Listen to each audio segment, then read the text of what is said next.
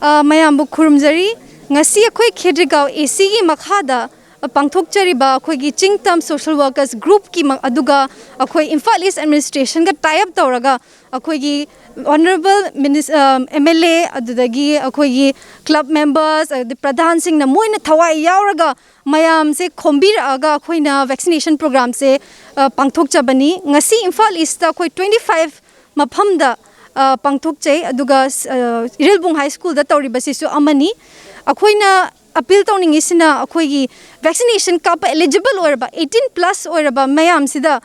thokpira aga akhoi COVID-19 gi laina se ngakthok chanaba vaccination tawbiraga mayambu ima ipa adudagi inaunupa inaunupin icha sing habde eligible oiba mayam se thokpiraga kapthokpiraga akhoi gi COVID-19 gi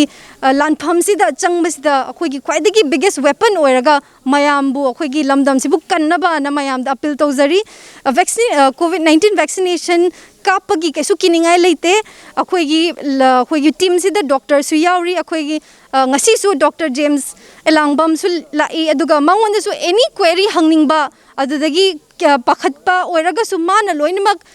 kahta answer query myam se answer tawnaba ngasi su lakchari adugi mayam da pakhatpe davida akhoi gi mayam se kannaba hotna naba akhoi mayam bu thopiro na appeal tawzari